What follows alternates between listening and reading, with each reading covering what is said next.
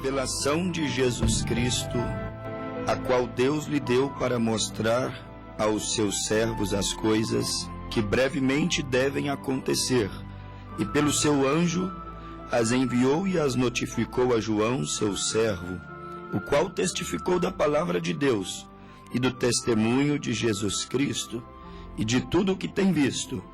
Bem-aventurado aquele que lê e os que ouvem as palavras desta profecia e guardam as coisas que nela estão escritas, porque o tempo está próximo.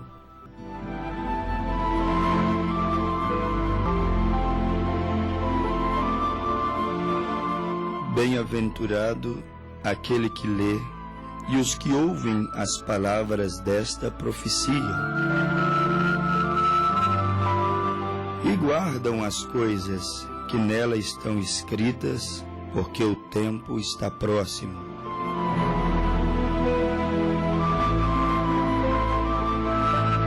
Não sejais ouvintes esquecedores, mas praticantes da palavra de Deus. O mundo inteiro lê a Bíblia. Aonde você chegar, você vai encontrar uma Bíblia. Praticamente o mundo inteiro. Há aqueles que a leem para censurá-la, para buscar brechas, para tentar invalidar as suas palavras. Há aqueles que a leem buscando vida, buscando resposta acerca do vazio do seu coração, acerca da existência de Deus, e assim sucessivamente.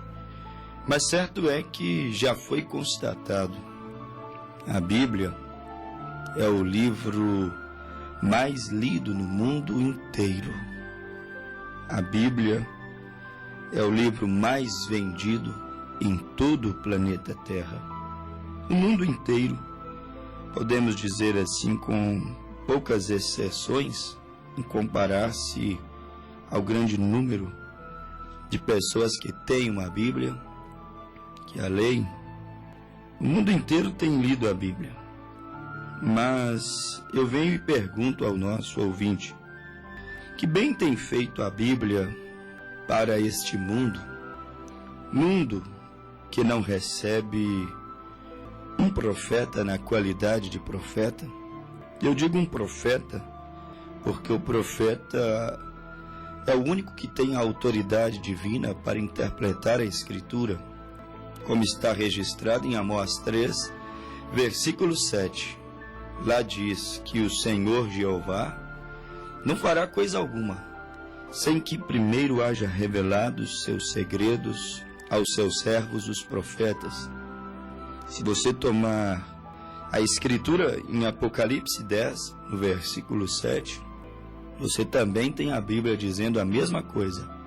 Mas nos dias da voz do sétimo anjo, quando ele tocar sua trombeta, cumprir-se-á o segredo de Deus, como anunciou aos seus servos, os profetas. Então nós vemos que os olhos que revelam a Bíblia, a veracidade das Escrituras, são os olhos de um profeta. É o ofício de um profeta. Por isso Salomão disse que, não havendo profecia, o povo se corrompe, porque o profeta, ele é a visão de águia, como diz a própria Escritura. Apocalipse capítulo 3, no versículo 18, por exemplo, falando a este tempo no qual nós estamos vivendo, a Bíblia diz: aconselho-te que de mim compres ouro provado no fogo, para que te enriqueças, e vestes brancas para que te vistas, e não apareça a vergonha da tua nudez. E agora é a parte que eu quero destacar: e que unjas os olhos com colírio para que vejas. O mundo inteiro lê a Bíblia. Porém, que bem a Bíblia tem causado a este mundo religioso, pagão, mundo evangélico, se ela for lida sem o colírio santo, a unção devida, aconselho-te que unjas os olhos com colírio para que vejas. Por isso que eu perguntei, que bem tem lhes causado a leitura da Bíblia? Ter uma Bíblia em sua casa, em suas mãos, sem a revelação que o profeta de Deus traz, porque a letra por si própria ela mata. É como aquele eunuco na carruagem, ele estava lendo a Bíblia, eram os pergaminhos. Então Filipe disse a ele: tu entendes o que lês? E ele disse: como eu entenderei se não há quem me explique? Ele não tinha ali o colírio santo nos olhos, ele não conseguia ali entender o que ele estava lendo na Bíblia, e logo aquilo ficava infrutífero, ele não sabia o que Deus estava falando com ele. Então ler a Bíblia não é tudo quando você lê ela sem pedir a Deus a revelação. E sabemos que a revelação da mesma, ela só pode chegar ao homem através dos profetas. Foi Deus quem disse. Quando Deus fala, nós temos o hábito de não discutir com Deus. Não vamos contra os gostos, não vamos contra a vontade do Espírito de Deus. Foi Deus quem disse, através dos lábios de Amós: o Senhor Jeová não fará coisa alguma, sem que primeiro haja revelado o seu segredo aos seus servos, os profetas. Então Deus revela aos profetas, como revelou a Moisés, quando chegou o tempo de tirar Israel do Egito, como revelou a Noé, quando chegou o tempo de destruir o mundo com as águas do dilúvio. Deus revelou, Deus deu as medidas exatas da arca. Foi Deus revelou o dia que ele deveria entrar naquela arca para escapar da condenação do juízo. Deus sempre revela, mas revela aos seus profetas. Portanto, rejeitar um profeta é rejeitar o plano de Deus, o plano que Deus traçou para as nossas vidas. Deus sempre fala com os seus profetas, revela os seus planos para os seus profetas. E quando rejeitamos, ficamos sem a revelação, ficamos só com a letra. E a letra mata, como tem matado. A Bíblia na mão de muitos tem sido mais morte do que vida, porque lhes falta a devida revelação. E aí a Bíblia tem servido para muitos fundamentarem credos e dogmas, doutrinas, e as pessoas interpretam mal, deslocam a palavra, e alguns, esse é o tempo que vivemos, alguns acrescentam um pouco, outros tiram um pouco, e assim muitos vão perdendo o direito de entrar na cidade santa pelas portas, vão perdendo o direito de comer do fruto da árvore da vida, e isso tudo porque rejeita a visão de águia, que é a visão profética. Rejeitam a visão de águia, que é a unção do colírio santo nos olhos, que a Bíblia recomendou em Apocalipse 3:18. Muitos, com a letra, com a própria Bíblia, causam mais morte do que vida. Isso tudo porque não deixa as cataratas espirituais caírem por terra, como caiu a de Saulo. Saulo, suas cataratas espirituais caíram no dia que ele viu o Logos, a sarça ardente, a coluna de fogo no caminho de Damasco, como ele mesmo testemunhou em Atos capítulo 9.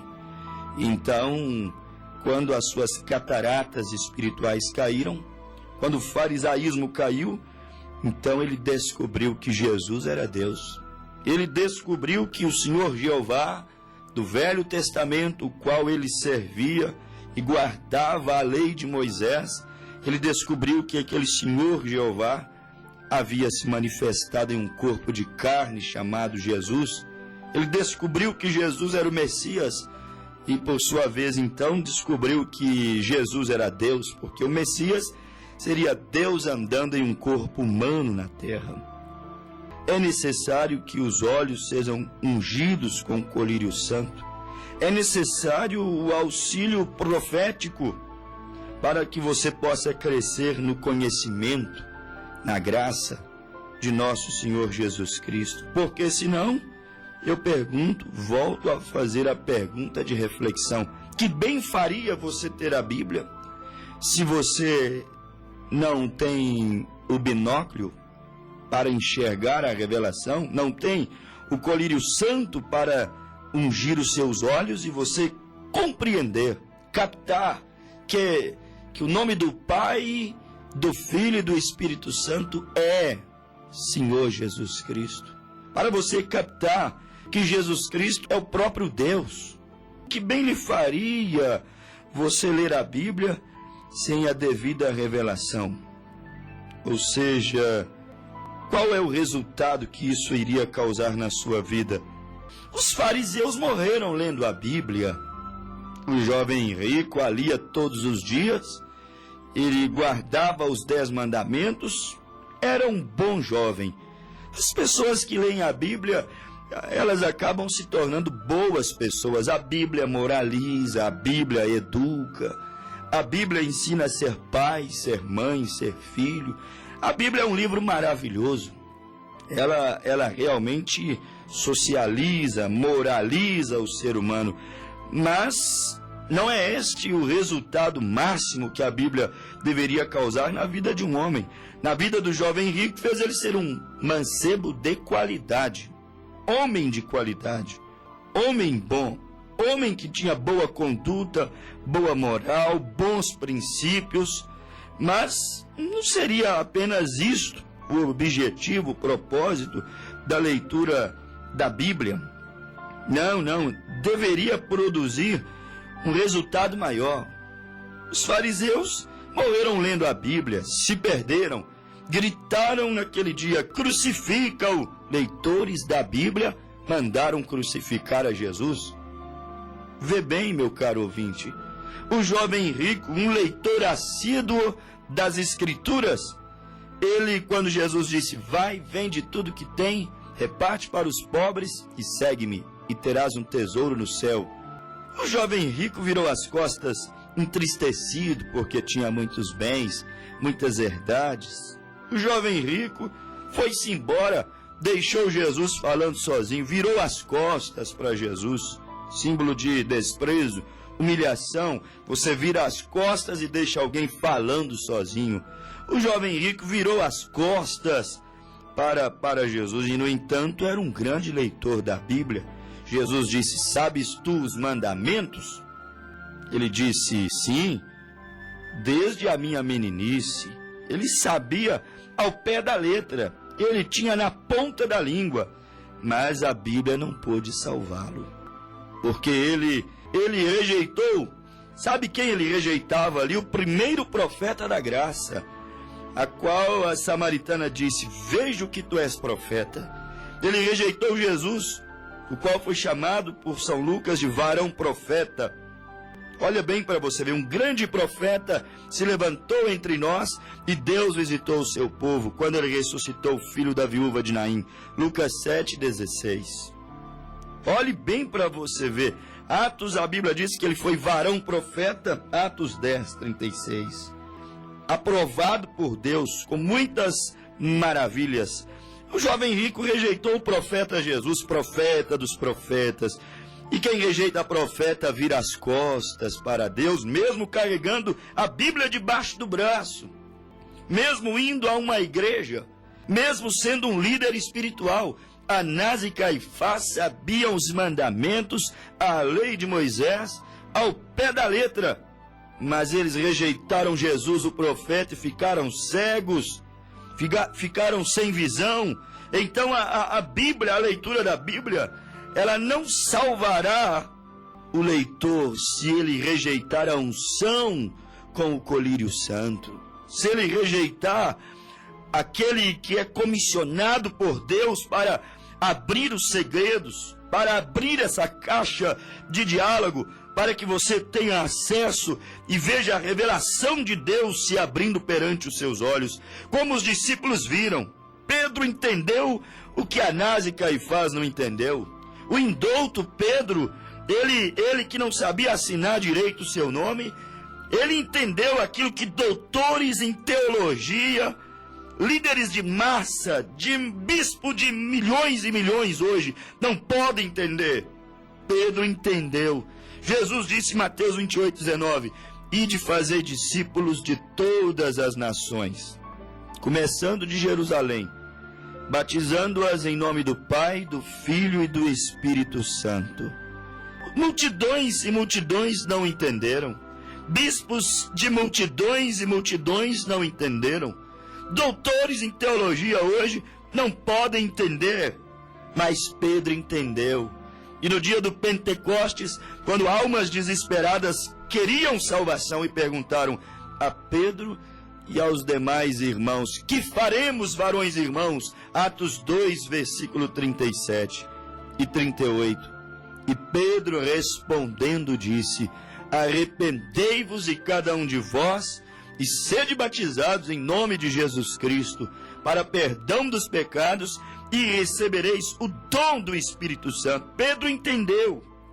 Mas por que Pedro compreendeu? Por que o entendimento dele foi aberto para compreender as Escrituras? Porque recebeu Jesus, o profeta daquela era, daquela dispensação, profeta dos profetas. Recebeu o Messias, o ungido para a sua dispensação. Por isso que ele captou a visão, ele entendeu aqueles enigmas, porque o profeta fala abertamente. Jesus, ou certa vez em Mateus 15, seus discípulos perguntaram, mestre, por que a eles o Senhor fala por parábolas e a nós abertamente? E Jesus respondendo disse-lhes, para que eles vendo não vejam, não têm colírio nos olhos, unção de águia, não recebem o profeta na qualidade de profeta, então vão ver e não vão enxergar, vão ouvir e não vão escutar, para que vendo não vejam, para que ouvindo não ouça, e assim não se arrependam e se converta, e eu salve e os cure. Olhe bem para vocês verem. Então não faz bem, que bem faz ler, por exemplo, a receita e não tomar o remédio. Que bem faz você ir ao médico, ele te passa a receita, você compra os remédios, coloca na prateleira, na estante, no criado dentro de casa, e você não toma o remédio. Não lhe faz nenhum bem ir ao médico e não acatar a sua palavra. Era o que acontecia, estava ali o médico dos médicos, eles ouviam a sua palavra, eles ouviam ali a receita para viver eternamente. Foi isso que o jovem rico queria, que bem farei para viver eternamente. Era isso, Jesus passou-lhe a receita. Vai, vende tudo que tem, você está amarrado, parafusado demais com tua vida material, isso vai ser o tropeço. Jesus lhe deu a receita. Jesus falou para ele o que ele tinha que fazer. Mas que bem faz ir ao médico, pegar a receita, comprar até o remédio, mas não tomá-lo? Que bem faz ouvir as correções e não aceitá-las, ouvir os conselhos sábios de Deus e ignorá-los. Este é o problema maior. Aquele que não tem o colírio santo, o discernimento, a revelação, como eu acabei de ler, Apocalipse 1, verso 1, revelação de Jesus Cristo, a qual Deus deu a João na ilha de Patmos, revelação de Jesus Cristo. Que adianta falar de Jesus e não saber nem quem é Jesus? Quando eu digo isso, não estou falando no seu intelecto, estou falando da sua alma, porque a alma ela discerne, a alma ela recebe, a alma, o que mostra que a pessoa de fato crê, recebeu, tem revelação, é que submete, é que diz amém. Assim seja, eu creio, Senhor, em toda a palavra que sai da boca de Deus. Agora, quando indagamos, duvidamos, quando falamos assim, isso é para a igreja de Corinto, só Corinto, pois só lá para a era de Corinto que as mulheres não podiam pregar, isso não é para hoje. Quando falamos assim, não, isso é só lá para Éfeso, que a mulher não podia pregar, porque lá eles adoravam a Diana dos Efésios. São as teologias pobrezinhas que hoje são ensinadas às pessoas e as levam a descrerem da Bíblia. Revelação de Jesus Cristo. Quando temos a revelação, como foi Simão Pedro em Mateus capítulo 16, quando Jesus perguntou: que dizem os homens ser Jesus, o Filho do Homem? E eles disseram: mestre, uns dizem que tu és Elias, interpretações. Outros dizem que tu és Jeremias, pontos de vistas diferentes. Outros dizem que tu és João Batista, que se levantou dos mortos. Cada um tinha uma ideia, e cada igreja tem um credo. Cada um tem uma ideia, mas onde está a visão exata? Porque a verdade é única. Jesus disse: eu sou o caminho, a verdade e a vida, e ninguém vem ao Pai se não for por mim. Conhecereis a verdade, e a verdade vos libertará. João 8,32. Não há tantos atalhos e caminhos alternativos levando no mesmo lugar. Quando se trata de salvação, não há atalho. Há apenas um caminho. Tem que passar pela porta única, que é Cristo, o Calvário. Mas Jesus perguntou: e vós, Mateus 16, que dizeis que eu sou? E Pedro, levantando, disse: tu és o Cristo, Filho do Deus vivo. E Jesus disse: Simão Barjonas, tu não fostes revelado por carne nem sangue, mas isso é colírio que está nos teus olhos. Isso é porque você recebeu a mim, um profeta na qualidade de profeta. Simão, filho de Barjonas, tu não fostes revelado por carne nem sangue, mas pelo meu Pai que está no céu. Tu és Pedro, pedra, revelação. E sobre esta pedra, sobre essa revelação da minha pessoa, revelação da minha palavra, eu vou edificar a minha igreja, e as portas do inferno não prevalecerão contra ela. Aquilo funcionou para Pedro, aquilo contagiou a vida de Pedro e aqueles que ouviam a Pedro, porque ele recebeu a revelação. Ele agora podia ouvir os conselhos sábios e não ignorá-los. Este é o problema hoje. Sabemos o que devemos fazer, sabemos o que não devemos fazer, mas muitas vezes, ainda assim, fazemos ou deixamos de fazer, porque falta o que? A revelação. A pessoa até sabe, teoricamente sabe, mas quando desce no coração a revelação, muitos ouvem e teoricamente sabe que o nome do Pai, do Filho e do Espírito Santo é Jesus Cristo, sabe que Jesus é o único nome, sabe que todo demônio tem que se dobrar, se estremecer, todo joelho deve se dobrar diante desse nome poderoso. Teoricamente sabem, pregam, até dizem Jesus é Deus, mas falta-lhe a revelação exata, porque quando ela desce, o indivíduo posiciona, acata, toma o conselho, bebe o remédio. Oh, meu caro ouvinte, não faz nenhum bem ir ao médico, pegar a receita, comprar o remédio e não beber. Não faz nenhum bem ouvir a palavra e ser um que não pratica. Não fará nenhum bem ouvir todos os dias: arrependei-vos de vossos pecados e sede batizados em nome de Jesus Cristo, e não assumir um posicionamento, ser apenas um assentado ali na plateia aplaudindo, mas não tomar parte nisso. Quando a revelação desce, você toma parte, você está disposto a sofrer pela palavra e até morrer por ela, como foi os apóstolos e os profetas. A revelação tem que descer, os olhos têm que ser ungidos com o colírio santo, porque senão, meu caro ouvinte, não trará resultados de salvação. Poderá sim te trazer cura, o que é bom, poderá te trazer prosperidade, o que é bom, poderá te trazer, porque trouxe para o jovem rico, ele era próspero, jovem rico, ficou rico. Você pode ficar rico com o evangelho e no evangelho. Você pode ser curado com o evangelho e no evangelho. Mas, e a salvação?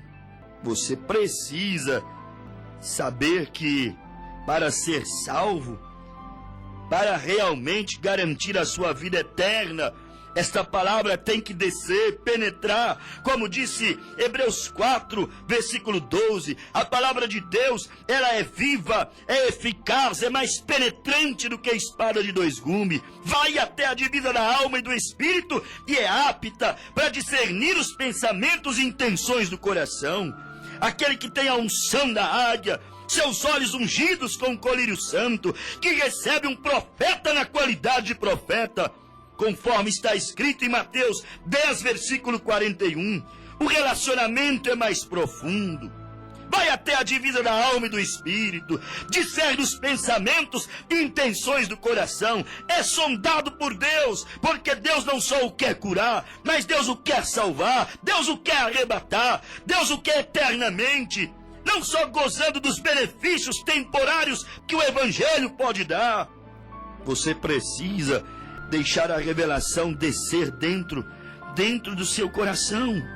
Você precisa tomar o remédio. Tomar o remédio é acatar os mandamentos de Deus, obedecer à Escritura. Se não tomar o remédio, se não se posicionar, não fará bem algum. É como Israel, todos nós sabemos, historiadores, estudiosos da Bíblia, pregadores, cristãos espalhados, que ouvem essa programação, todos sabem que Deus só poderia abençoar Israel na sua terra. E eles estavam espalhados por todo o mundo. Que adiantaria Israel saber que o Messias se revelaria a eles somente em sua terra? Que eles seriam abençoados, cresceriam, seriam uma grande potência mundial, mas somente na sua terra? Que adiantaria eles saberem disso, mas não voltar para a sua origem, não voltar para a sua terra, não tomar o seu remédio? E Deus, sabendo que eles estavam fora da sua posição, Deus permitiu o nazista Hitler, o polonês Stalin, o russo Mussolini, Deus os permitiu pressionarem os judeus, e então Deus pressionou as nações a declarar Israel como uma nação independente, com um governo independente. Deus permitiu que a bandeira de Israel, que ficou 2.500 anos sem ser erguida, pudesse ser levantada. Deus fez isso acontecer, para que eles pudessem estar onde deveriam estar, na posição que deveriam estar, clamando e esperando pelo Messias. Eles tinham que obter essa revelação, e eles sabem que o Messias há de se revelar a eles. Mas na terra deles, no lugar deles, não adiantaria nada eles serem amados por Deus e não se posicionarem em sua terra para o cumprimento da promessa. Não é só saber, não é só ler a Bíblia, tem que posicionar, tem que deixar os olhos ser ungidos. Cada dia a igreja mais pobre espiritualmente, mais mundanizada, mais fria, mais derrotada. Olha o quadro religioso, olha o diagnóstico de Deus à era de Laodiceia: esfria, pobre e miserável. É necessário tomar o remédio, é necessário arrepender dos pecados, é necessário pedir o seu batismo nas águas. Você não pode desprezar isso. Que valeria a pena conhecer o Evangelho, que valeria a pena ouvir o pastor Bruno todos os dias, mas sem tomar posicionamento, ouvir essa palavra, esse programa todos os dias, mas não deixar a coisa florescer. Nós queremos salvação, mas não queremos trabalhar. Nós queremos o céu, mas não queremos arrepender. Esta é a geração moderna da era de Laodiceia. Muitos querem o céu, muitos querem a eternidade, muitos querem Deus, mas não querem bater o martelo, não querem serrar as madeiras, não querem betumar a arca, se encher do Espírito de Deus por dentro e por fora, porque a arca foi betumada por dentro e por fora. Noé teve que construir uma arca para se salvar do dilúvio. Oh, meu caro ouvinte, nós também temos que fazer alguma coisa. Jesus já fez a sua parte na cruz do Calvário, já nos enviou a sua palavra, e agora o que temos que fazer? Se não fizermos, que bem nos faria ter ouvido o que estamos ouvindo? Que bem nos fará, ouvintes, saber que um dia destes haverá um arrebatamento, que um dia destes uma bomba abrirá a terceira guerra mundial, que um dia destes a grande tribulação começará nessa terra. Que bem nos fará saber de tudo isso, e não nos lavarmos do sangue, e não nos arrependermos dos nossos pecados. Que bem faria? Não faria nenhum bem para nós. Mas neste momento, Deus, através desta emissora, está chamando a você. Filho meu, põe-te de pé, eu quero falar contigo. Ele está aqui para nos curar, para nos batizar com o seu Espírito Santo, para nos dar vida eterna, para nos dar a capacidade de vencermos o mundo, vencermos o pecado. Mas que bem faria se você não aceitar isto? Ó, meu amigo pecador, aceite a Cristo como teu Salvador.